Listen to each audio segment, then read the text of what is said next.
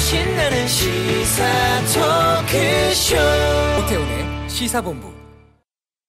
네, KBS 1라디오 오태훈의 시사본부 화요일 현안 둘러싼 여야 국회의원들의 가감없는 설전 정치화투 시간입니다. 더불어민주당의 김성환 의원, 바른미래당의 최이배 의원 두 분과 함께하겠습니다. 두 분 어서 오십시오. 예, 안녕하십니까. 안녕하세요. 김성환입니다. 네. 내년도 470조 예산안 심사가 법정 시한을 지키지 못하게 됐습니다. 예. 어제 국회에서는 문희상 국회의장이 예산 정부 원안을 본회의 직권 상정했다가 야권의 반발로 제안안만 설명을 하고 이제 산회했었는데 어제 상황 어떻게 보셨는지 좀 말씀해 주세요. 김성환 의원님. 예. 잘 아시겠지만 어제 국회의장이 오후 2시까지 야당 쪽에 이제 기회를 주고 오늘 만약에 상정을 하지 못하면 언제까지 하겠다고 하는 약속이라도 해라라고 했는데 이제 그 약속이 지켜지질 않으니까 예.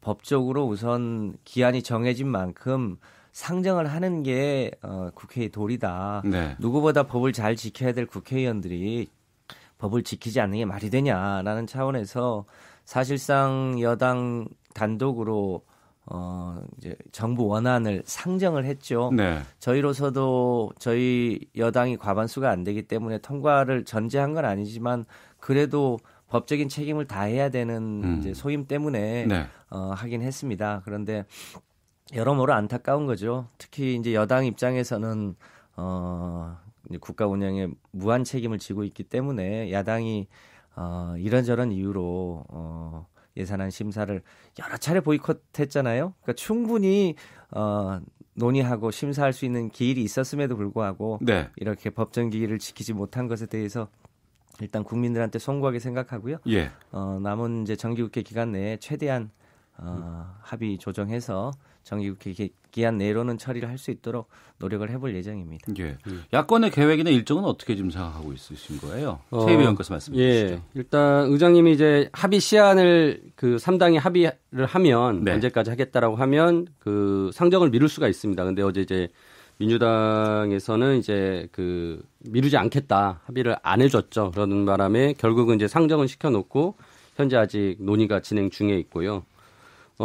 지금 뭐 7일 날이 이제 아무튼 정기국회가 끝나는 날이기 때문에 네. 그때까지는 아무튼 예산안을 통과시켜야 되지 않겠냐라는 공감대는 형성이 된 것 같습니다. 그래서 네.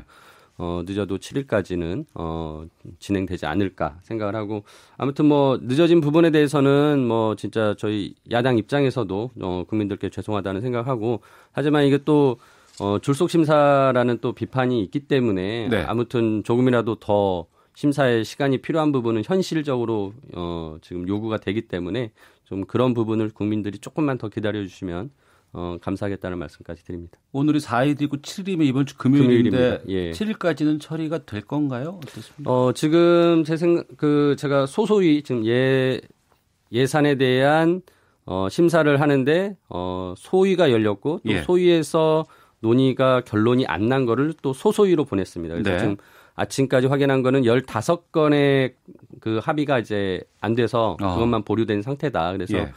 조만간 그 부분에 대해서 결론이 날 것이라고 생각하고요. 네. 아시다시피 이제 예산은 정부가 만들어 오고 각 상임위에서 다 논의를 거치고 또 예결위에서 계속 논의를 거쳤던 사안들입니다. 그러니까 어떤 이제 쟁점이 있는 부분들이 계속 보류가 되면서 결단을 못 내리고 있기 때문에 좀 시간이 필요한 것이고요. 네.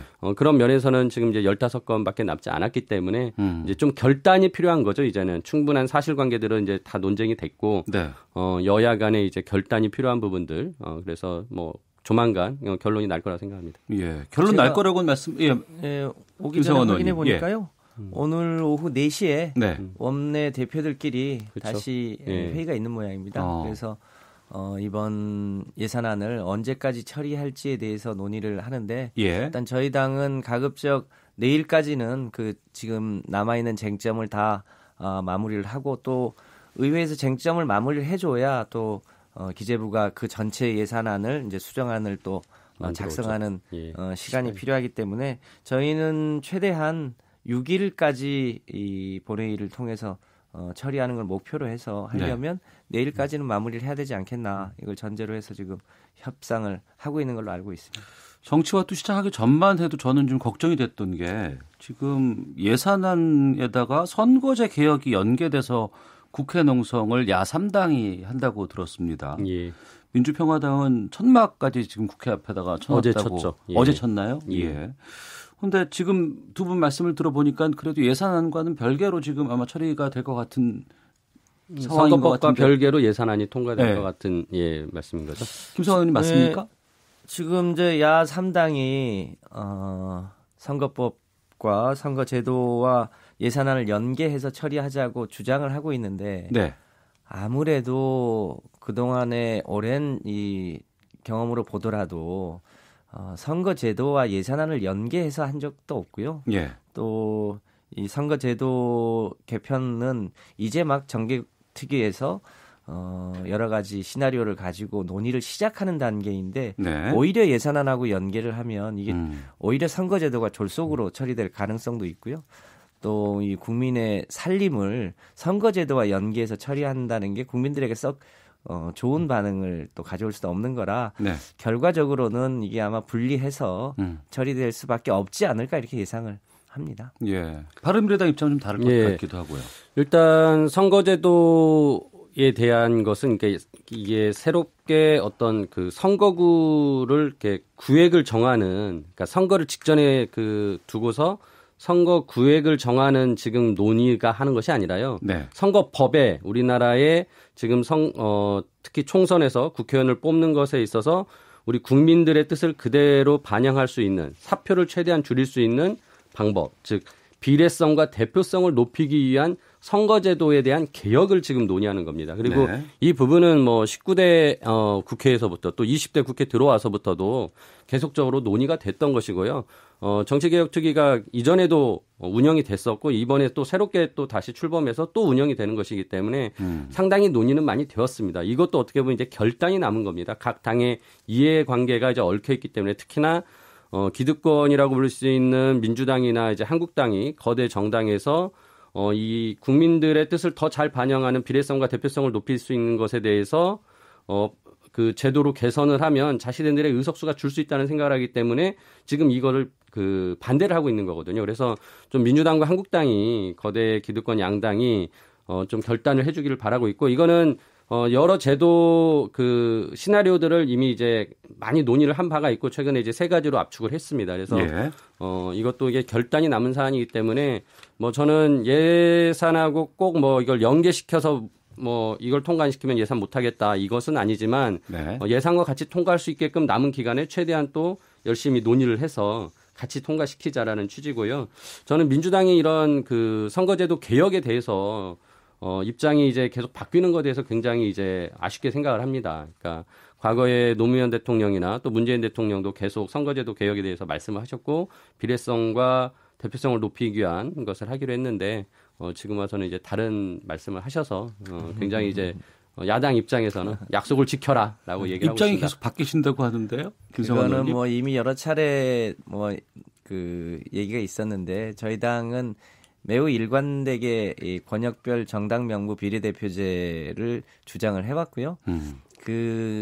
그것에 이제 연동형이라는 표현은 없지만 사실상 연동형을 결합한 것을 쭉 일관되게 얘기를 해왔습니다. 다만 그 연동의 비율을 몇 %로 할 거냐와 관련해서 예컨대 이제 독일은 100% 연동형이고 우리 성격상 100% 연동형은 우리 또 선거 현실과 제도에 잘 안 맞는 측면이 있거든요. 그래서 연동을 하되 어느 정도로 하는 게 맞겠냐에 대한 입장을 얘기한 것이지 그게 무슨 입장을 수정하거나 변경하거나 이런 게 아니어서 우리 실정에 맞게 비례성과 대표성을 높이자고 하는 취지에 대해서 우리 당이 일관되게 그 입장을 견지하고 있습니다. 알겠습니다. 청취자 홍미용님께서 잘 타협해서 대화로 이끄는 국회가 되길 바랍니다. 국민은 일거수일투족 다 바라보고 있습니다. 휴대전화 뒷번호 2885 쓰시는 분께서는 야당은 진작에 예산 심사하지 않다가 이제 와서 심사기간 연장하자고 하니 선거제도 개편도 미리미리 논의하기 바랍니다. 1833님, 대통령도 인정한 야3당이 주장하는 연동형 비례대표제 수용해야 합니다라고 의견 주셨습니다. 더불어민주당의 김성환 의원, 바른미래당의 최이배 의원과 함께 정치화투하고 있는데요. 청와대 악재가 끊이질 않습니다. 특감반 수사관이 타부서로 승진 이동을 시도했던 정황이 포착된 데 이어서 민정수석실 직원이 주말 골프를 친 사실이 확인이 됐습니다. 이런 청와대 비위 의혹 어떻게 보고 계시는지 바른미래당의 최이배 의원께서 먼저 말씀해 주시죠. 일단 이제 청와대 기강 회의가 좀 심해졌다. 그러니까 경호처 직원이 이제 시민에게 주치 폭력을 휘두르고 또 비서관은 음주운전을 했고 또 민정수석실 산하에 이제 어떻게 보면은 조직의 권력형 비리를 감시해야 되는 그 부서에서 오히려 그런 비리를 저지르고 뭐 부적절한 골프 등을 했고 그러니까 굉장히 지금 청와대가 1년 반 정도 지나면서 그 내부의 그 기강이 무너지고 있다라는 단편적인 사례들이 지금 쏟아지고 있습니다. 특히나 저희 바른미래당에서는 이제 그 청와대 내부에서 특별감찰관이라고 있습니다. 이 특별감찰관을 빨리 임명을 해서 대통령의 친인척에 대한 비리나 이런 그 고위직들에 대한 청와대 그 관료들에 대한 비리나 이런 것들을 이제 막을 수 있도록 해야 된다라고 했는데 거의 22개월째 이렇게 공석입니다. 대통령이 이 부분에 대해서 또 민주당이 빨리 결단을 안 하고 이렇게 후보를 임명하지 않고 있기 때문에 이런 스스로 어떻게 보면은 청와대가 고인물을 만들고 썩고 있는 것 아닌가라는 평가를 하게 됩니다. 네. 저희 프로그램에서도 엇갈려요. 정두환 전 의원 같은 경우에는 조국 수석이 사퇴를 해야 된다. 이렇게 이제 얘기를 하셨고 어제 정치구말리에서 이수기 기자 같은 경우에는 야당에서 조국 수석에게 우병우 프레임을 씌우려 하는 것 같다라고도 진단도 해 주셨거든요. 조국 수석에 대해서 조홍천 의원은 자진 사퇴하는 쪽으로 주장을 폈던 것 같고 민주당은 지금 어제 이재정 대변인 통해서 조국 지키기에 돌입했다라는 말도 나오고 있는데 김성환 의원께서 좀 정리해 주시죠. 네, 앞서 우리 최이배 의원님도 말씀을 하셨습니다만 최근에 1년에 이제 청와대의 기강회의가 있었던 점에 대해서 네. 같은 정부 여당으로서 국민들에게 송구하다는 말씀드리고요. 어쨌든 특히 청와대는 누구보다도 더 엄격한 도덕성이 필요로 하는 곳이니만큼 그런 면에서 좀 더 기강을 다잡아야 될 필요가 충분하다 이렇게 생각을 합니다. 어쨌든 저희 여당에서도 그 부분에 대해서는 놓치지 않고 하려고 하고요. 예. 다만 이 건에 대한 책임을 물어서 조국 수석이 사퇴해야 하냐 이 문제는 네. 좀 다른 문제인 것 같습니다. 조국 수석이 사퇴하면 누가 가장 좋아할까를 생각해 보면요. 조국 수석이 지금 어느 곳보다 사실은 쉽지 않은 소위 사법개혁을 청와대 차원에서 책임을 맡고 있잖아요. 네. 검경 수사권 조정하는 문제 또 고위공직자 수사처를 설치하는 문제 이게 가장 어려운 개혁 과제 중에 하나거든요. 네. 아마 조국 수석이 사퇴를 한다면 이 사법개혁을 하지 않기를 바라는 세력이나 사람들이 제일 좋아하지 않을까 싶습니다. 그만큼 어려워지는 거죠. 근데 그런 측면에서 보면 조금 더 청와대 기강을 다 잡으면서 네. 지금 아직 해결하지 못한 사법개혁 과제를 추진하려면 조국 수석이 조금 더 민정수석으로서 자기 역할을 다하는 게 필요하고 그걸 떠나서라도 지금 일부 이제 수사관의 부적절한 처신 때문에 그 네. 책임을 수석관계에 묻는 것은 적절치 않다. 이런 게 저희 당의 입장이고 저 개인의 소신이기도 합니다. 예, 최이배 의원님. 예. 근데 이제 그 지금 비리를 저지르고 문제가 된 그 부처가 민정수석실에 있는 특별감찰반이에요. 그러니까 조국 수석의 밑에 같이 일하는 분들이 지금 저지른 행위입니다.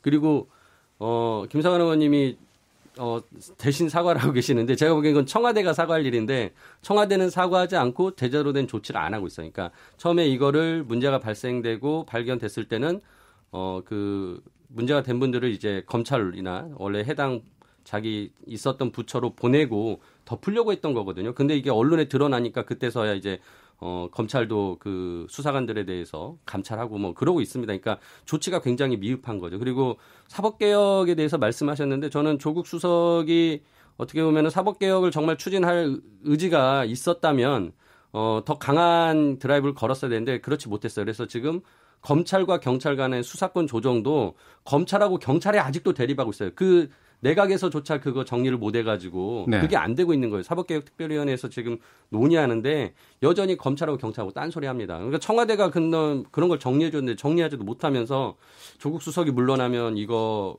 검찰 사법개혁에 대해서 반대하는 사람들만 좋아질 거다. 저는 그렇지 않습니다. 저는 어떻게 보면은 지금 청와대가 제 역할을 못하고 있는 어떤 무능함을 이미 너무 많이 보여줬기 때문에 네. 청와대의 어떤 전체적인 개편이 필요하다고 생각합니다. 예, 김성환 의원님. 그 청와대가 그 모든 부분에 대한 무슨 징계권을 가지고 있지 않고 특히 이제 파견받은 사람들은 그 이제 비위 여부에 대해서는 청와대가 그것을 통보하게 되어 있습니다. 네. 그 적법한 절차를 다 거쳤죠. 그러니까 그걸 감추려고 하다가 무슨 뒤늦게 들통난 게 아니고요. 청와대는 적법한 절차를 거쳐서 추진 중이고 또 일부 확인되지 않은 보도들은 지금 사실 확인을 하고 있는 거여서 네. 그 부분에 대해서는 응당한 조치를 취하면 될 거다 이렇게 봅니다. 예를 들면 우리 당에 이제 그런 일이 생기면 안 됩니다만 얼마 전에 지방의 의원 한 분이 부적절하게 의원 공천 과정에서 문제가 됐거든요. 예, 예. 그런데 그런 일이 생기면 예를 들어서 당대표가 그러면 사임을 해야 됩니까? 이런 일은 아닌 거죠. 그런 일이 생기면 안 되지만 6급 수사관의 부적절한 처신 문제를 가지고 민정수석이 사퇴를 해야 된다. 이거는 과도한 야당의 정치 공세 그 이상도 이하도 아니다. 이렇게 네. 보는 게 맞다고 봅니다. 예, 김성환 의원께서 비서실장이시기 때문에 이해찬 대표 관련해서 좀 질문 드리겠습니다. 이해찬 대표가 조국 수석 경질 주장은 정치적인 행위다. 좀 강하게 방어하고 나서고 있는 것 같은데 여기에 대한 배경 좀 알려주세요. 아니 실제로 대표께서 이제 청와대 그 수사관이 어떤 문제가 있었는지에 대한 내용을 확인을 했습니다. 네. 있어서는 안 되는 일이지만 일종의 개인의 부적절한 처신이거든요. 조직적인 문제라기보다는 그 개인의 태도, 방식 이런 게 다 문제가 있는 건 사실입니다. 그리고 그것을 일정하게 또 언론에 흘리고 있는 것도 있는 거고요. 예. 이제 그런 부분을 충분히 내용을 파악하고 이 부분은 수석이 책임질 일이 아니다라고 하는 판단을 본인이 하신 거죠. 예. 그리고 그것은 너무 과도하게 야당에서 조국 수석에게 소위 책임을 물으려고 하는 것 자체가 일종의 정치 공세다 이렇게 보는 거죠. 예. 정치 공세라고 말씀하시는데 이제 오늘 오후에 이제 문재인 대통령이 귀국을 합니다. 이후에 이제 어떻게 이것을 처리할 것인가에 대한 많은 관심이 쏠리고 있는데 바른미래당에서는 어떤 말씀을 하실까요? 일단 이게 이제 개인적인 일탈이고 부적절한 행위다. 그러니까 개인적인 일탈이다라는 표현을 쓰시는데 저는 솔직히 굉장히 불편합니다. 그러니까 네. 박근혜 대통령 때 굉장히 이런 말이 많이 나왔죠. 무슨 문제만 생기면 개인적 일탈일 뿐이다라고 했는데 아까 말씀드렸다시피 경호처의 직원이 주치폭력하고 비서관이 음주운전하고 지금 민정수석실 산하에서 일어난 지금 이게 또 한 건이 아니에요. 그러니까 개인의 어떤 수사 정보를 경찰에 물어본 것도 있고 또 그 근무 시간에 아무튼 골프를 쳤다는 거 아닙니까? 그러니까 여러모로 지금 이게 각각의 개인의 일탈로 치부할 일이 아니라 지금 조직적으로 청와대 내에 기강 회의가 있는 것이 있거든요. 그래서 이 부분에 대해서 당연히 민정수석이라는 그 직위에 있는 분은 이 청와대 내부의 그런 것도 관리해야 될 사람입니다. 제대로 지금 일이 안 되고 있는 걸 보여준 거거든요. 그래서 당연히 민정수석에 대해서 책임을 언급하는 거는 너무 정치적 공세가 아니라 너무나 당연한 것이라고 생각하고요. 예. 저는 진짜 대통령이 이제 해외 나가셔서 이제 국내 사안에 대해서는 질문하지 마라라고 하셨다는데 굉장히 그것도 이제 불편하죠. 국민들이 듣기에는. 그러니까 과연 어떤 걸 준비하고 오셔서 여기 와서 한꺼번에 다 풀어서 해결을 보시려는지는 모르겠지만 지금 쌓이고 있는 문제들에 대해서 대통령이 이거를 심각하게 보지 않는다면 저는 그거 역시 대통령이 어떤 게 보면 지금 정부 여당이 계속 독선과 오만을 표현하는 것이다라는 생각이 듭니다. 네. 앞으로 청와대나 대통령이 이 부분에 대해서 어떻게 대응해야 할지 마지막 좀 발언해 주시죠. 예. 네, 대통령이 이제 오늘 저녁에 귀국을 하시니까 귀국하신 이후에 요 내용에 대해서 아마 자세한 보고를 받고 그것에 상응하는 얘기를 하실 텐데 네. 대통령이 현지에서 믿어달라고 하신 만큼 아마 돌아오시면 종합적으로 이 부분에 대한 판단을 하시지 않을까 싶습니다. 그래서 그 부분에 대해서는 저희 몫이 아니기 때문에 청와대가 잘 알아서 조치할 거라고 생각합니다. 알겠습니다. 청취자께서 의견 주셨는데요. 뒷번호 5237님께서 위에서부터 비위로 썩고 있는데 아무런 조치가 없는 건 말이 안 된다고 봅니다. 라고 의견 주셨고요. 5558번 밑에서 잘못하면 수장이 책임의식을 갖고 진로를 결정해야 함에도 책임은 아무도 안 지네요. 라고 의견 주셨습니다. 0227번 쓰시는 분께서는 대리급이 잘못하면 사장이 물러나라 하는 게 말이 되나요? 공공기관이라는 걸 감안해도 좀 심한 것 같습니다. 라고 의견 주셨고 6362님께서는 조국 수석 사퇴 반대합니다. 사퇴할 만한 사유는 안 됩니다. 야당은 사사건건 조국을 걸고 나오는데 무슨 의도가 있는지 궁금하네요. 라는 의견 주셨습니다. 잠시 헤드라인 뉴스 듣고 계속해서 이어가도록 하겠습니다. 네, KBS 라디오 오태훈의 시사본부 듣고 계신 지금 시각 1시 30분 지나고 있습니다. 더불어민주당의 김성환 의원, 바른미래당의 최이배 의원과 정치화투 이어가도록 하겠습니다. 각 당내 문제도 좀 짚어보겠습니다. 민주당의 이해찬 대표가 취임 100일을 맞았습니다. 지난 100일간의 성적표 점수부터 좀 듣고 싶은데 김성환 의원님 몇 점 정도고 그 점수를 주신 이유를 좀 말씀해 주시겠습니까?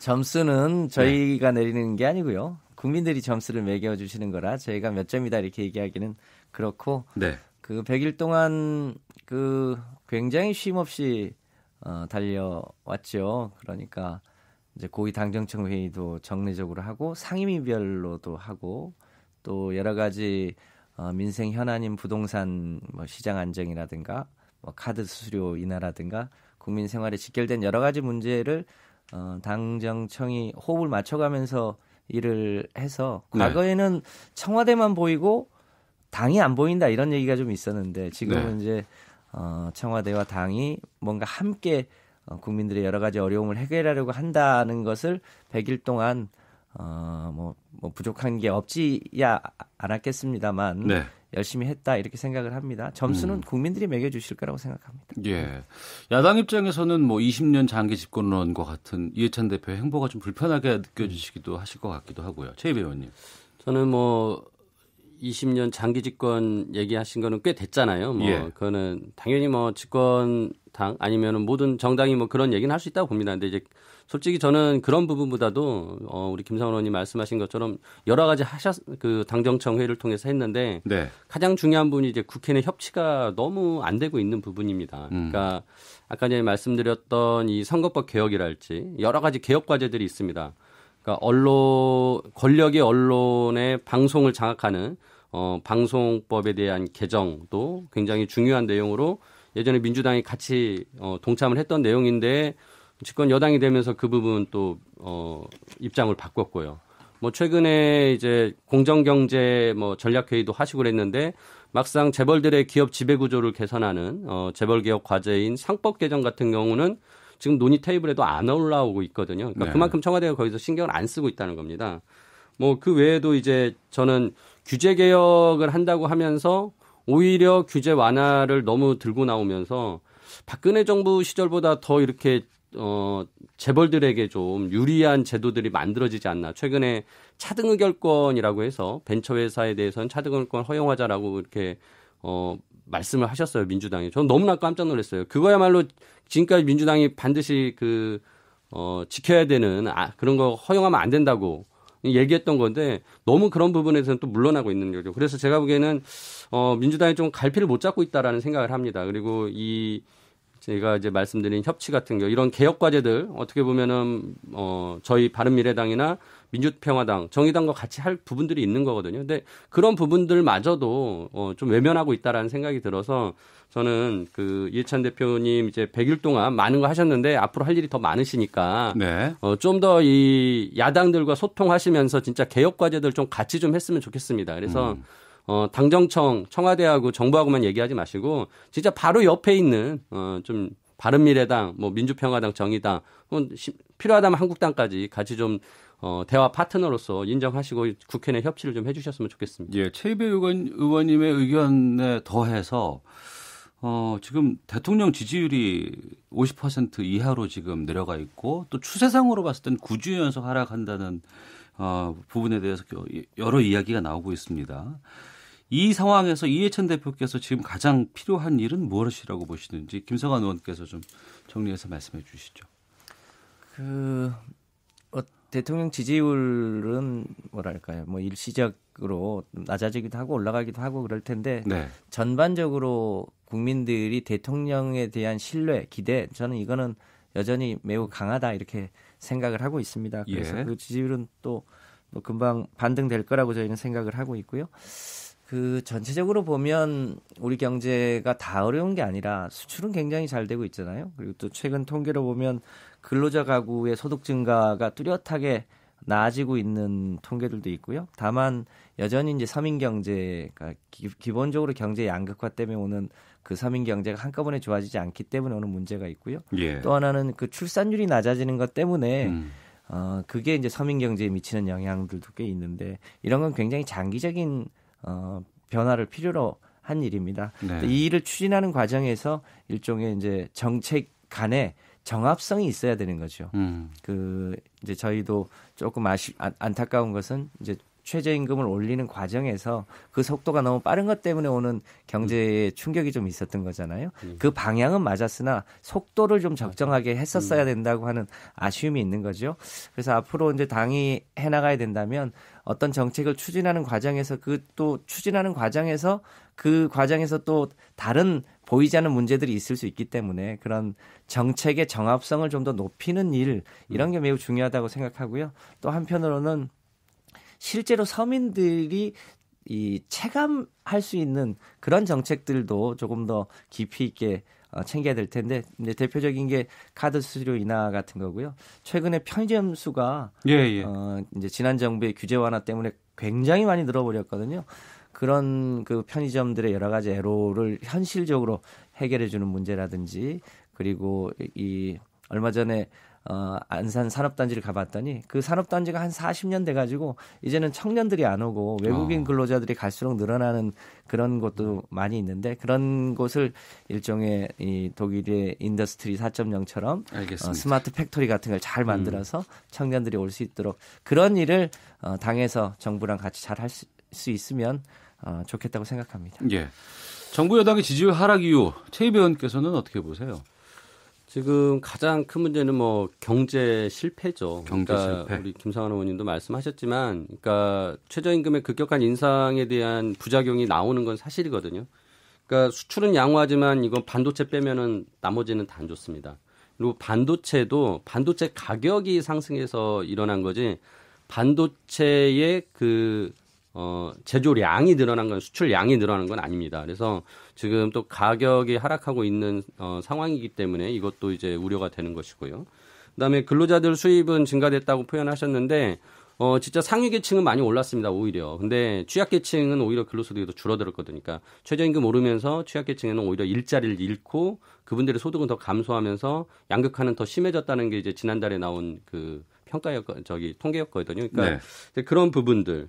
그래서 저는 이제 이런 것들에 대해서 어떤 정책을 펴다 보면 당연히 부작용이 나옵니다. 그리고 부작용을 어떻게 보면은 미리 예견하고 또 조치를 취할 수 있도록 해야 되는데 쉽진 않죠. 하다 보면 나옵니다. 그러면 그거를 야당이 비판을 합니다. 네. 그러니까 그러면 그 비판의 소리를 좀 들어주면 좋겠거든요. 그러니까 반대를 위한 반대가 아니라 진짜 건전한 비판 그는 수용해 주시면 좋을 것 같고 그래서 최저임금에 대해서도 이제 우리 바른미래당이 아이디어를 제공을 했어요. 그러니까 내년에 또 10.9%를 올려야 됩니다. 그러면 지금도 이렇게 급격히 올려서 부작용이 심한데 내년 또 올리면 더 심할 거 아니냐. 그래서 저희가 내년에는 6개월 유예해서 7월 1일부터 시행을 하자. 6개월간은 좀 올리지 말고 가자라는 제안을 했는데 이런 부분들 제가 보기엔 굉장히 합리적인 제안입니다. 그래서 알겠습니다. 정부 여당이 좀 들어줬으면 좋겠다라는 생각입니다. 바른미래당 쪽 이야기도 좀 나눠보겠습니다. 이학재 의원 탈당설이 지금 계속해서 나오고 있습니다. 예. 당내 분위기는 어때요?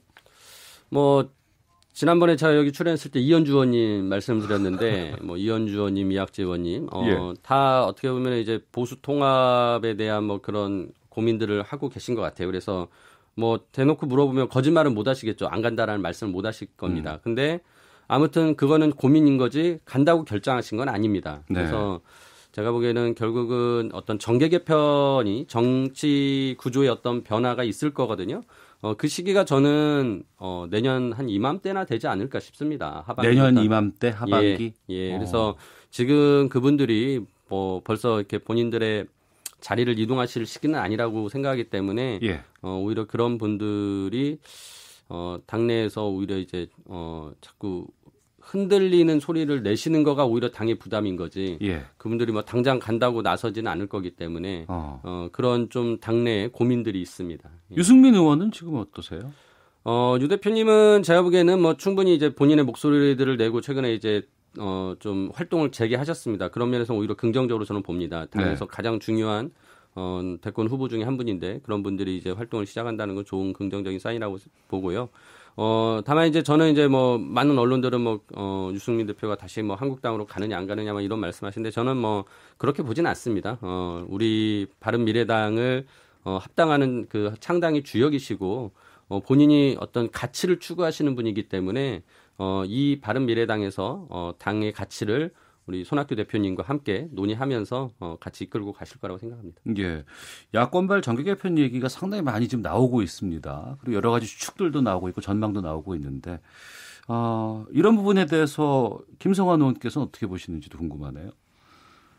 아무래도 야당 일이라 여당에서 코멘트하는 게 적절하지 않을 수 있습니다. 다만 정치는 철학과 가치가 기본입니다. 그 철학과 가치를 어떻게 현실화시키느냐가 정치인데 그 다음 총선의 승리를 목적으로 한 이합집산 이런 것은 국민의 눈에 별로 좋게 안 보이는 거죠. 특히나 그 탄핵을 둘러싼 여러 가지 입장차가 확연했고 또 최근에 냉전 구조가 해체돼가는 과정에서의 입장차가 명확한데도 불구하고 일종의 이제 무슨 반문재인 전선으로 다 모여라 이런 거는 국민들에게 언젠가는 냉정하게 평가를 받을 거다 이렇게 생각합니다. 예. 청취자께서 계속해서 의견 주고 계시는데요. 경제난 관련해서 지지율 하락에 대해서 동파거사 아이디 쓰시는 분께서는 틀을 바꿔야 한다는 것이 우리 경제 현실이고 이 틀을 바꾸기 위한 과정에 일시적인 문제는 감수해야 합니다. 성장통을 무서워하면 틀을 바꾸지 못합니다. 라고 의견 주셨고요. 0909 뒷번호 쓰시는 분께서는 급속한 최저임금, 52시간 등등 서민들이 그 충격을 정통으로 받습니다. 그저 좀 성급했습니다. 죄송합니다. 이렇게 말하는 걸로 때우기엔 그 충격이 너무 크네요. 라고 의견도 주고 계십니다. 자, 이 부분만 좀 질문 드리고 마치도록 하겠습니다. 오늘 국회에서 홍남기 경제부총리 후보자와 김상환 대법관 후보자에 대한 인사청문회 실시되고 있습니다. 올해 마지막 인사청문회인데 어떨지 또 청문회 통과되더라도 김수현 정책실장과 관계 설정 어떻게 해나갈지 궁금한데 최비 의원께서 말씀해 주시죠. 일단 대법관 후보자에 대해서는 제가 지금 인사청문회 오전에 하다 왔는데요. 한국당에서는 또 유장전입이니 이런 걸로 이제 도덕성 시비를 삼고 있는데 제가 보기에는 큰 문제는 없지 않나라고 생각하고요. 오히려 지금 이제 홍남기 경제부총리에 대해서는 말씀하신 것처럼 이제 김수현 정책실장과의 관계, 그러니까 계속 청와대는 보조하는 역할이고 경제 컨트롤 역할은 경제부총리가 한다라고 말은 하지만 솔직히 홍남기 후보자에 대해서는 평가가 굉장히 이제 그냥 아주 유순한 분, 좋은 분이라는 평가이기 때문에 오히려 청와대가 더 그립을 잡고 더 강하게 경제 정책을 이끌고 가지 않겠냐라는 우려를 하고 있습니다. 그래서 계속적으로 청와대에 너무 집중되는 그 청와대 정부라는 비판을 정부가 좀 잘 수용하고 청와대가 그런 것들을 좀 받아들여줬으면 좋겠는데 그것도 안 돼서 좀 우려가 되고 있습니다. 김성환 의원님. 예, 그 홍남기 이 경제부총리는 국무조정실장을 하면서 국무조정실장 자리가 대한민국 내각의 모든 문제들을 다 파악해야 되는 자리를 거쳤기 때문에 네. 경제부총리로서 청문회 이후에 아마 역할을 잘 하시리라고 보고요. 또 김수현 실장하고도 김수현 실장이 사회수석일 때 또 호흡을 같이 맞춰왔기 때문에